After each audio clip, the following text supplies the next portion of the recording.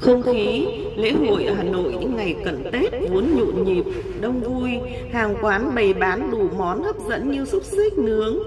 nầm lợn nướng thơm lừng, thu hút rất nhiều người. Thế nhưng phía sau sự tấp nập ấy lại tiềm ẩn nỗi lo về an toàn thực phẩm.